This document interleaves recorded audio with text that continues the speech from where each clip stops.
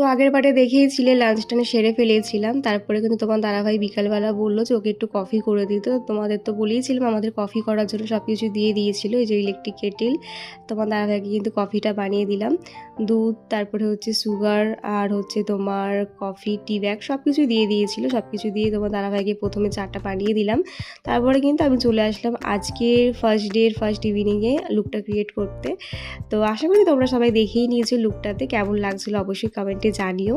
তো এখন যাচ্ছি আমরা একটু সমুদ্রের পাড়ে ঘুরতে। জানো তো আমাদের এই পুরো ট্রিপটাতে বৃষ্টি একদম বেচাকার করে দিয়েছে, এত বৃষ্টি হয়েছে যে কি বলবো। সত্যি কথা বলতে এবার থেকে ভেবেই নিয়েছি অন্তত বর্ষাকালে কোনো ট্রিপ করবো না, প্রচুর প্রবলেম হয় বাচ্চা কাচ্চা নিয়ে। তো দেখো এখন আমরা বেরাবো আর দেখি বাইরে বৃষ্টি, টিপ টিপ বৃষ্টি শুরু হয়ে গেছে। তো কি আর করা যাবে, রেডি যখন হয়েছি একটু তো যাবোই। তো সবাই কিন্তু ছাতা নিয়ে নিয়েছি, কারণ বাচ্চাগুলোকে তো আগে বৃষ্টি থেকে বাঁচাতে হবে, নাহলে ওদের ঠান্ডা লেগে যাবে। তো এই ছিল আজকে আমাদের পুরো গ্রুপের আউটফিট, কেমন লাগছে অবশ্যই জানো সবাইকে।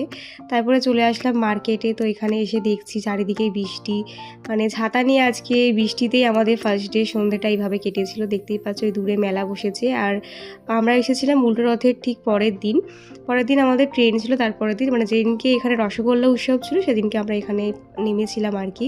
তো মার্কেটে এসে দেখি প্রচণ্ড ভিড়, যেহেতু রথ গেছে সবে, তাই ভিড়টা হওয়াটাই স্বাভাবিক। দেখতেই পাচ্ছ কত কিছু আর কি, পুরী মানে যেন কটকির জামা কাপড় আর কি, তারপরে এখানে চুড়ি, তারপরে অনেক কিছু জিনিসপত্রই ছিল। তারপরে কিন্তু মার্কেট থেকে আমরা চলে আসলাম একটু সমুদ্রের কাছে। বাইরে পড়ছিল বৃষ্টি আর এখানে সমুদ্রের এই সুন্দর একটা ভিউ, মানে কি বলবো অসাধারণ লাগছিল। তো তোমার দাদাভাই আমি মিলে কিন্তু খুব সুন্দর একটা মুহূর্ত কাটিয়েছি, ঠান্ডা ঠান্ডা বেশ ভীষণই ভালো লাগছিল। তবে মাম্মাম যেহেতু ছোট, ও বৃষ্টিতে ভিজছিল, তাই একটু আর কি ভয় করছিল যাতে ঠান্ডা না লেগে যায়। তো এই হচ্ছে আমার ননদিনী, এটা ছিল আজকের ওর আউটফিট। কেমন লাগছে আমাদের দুজনকে অবশ্যই বলো।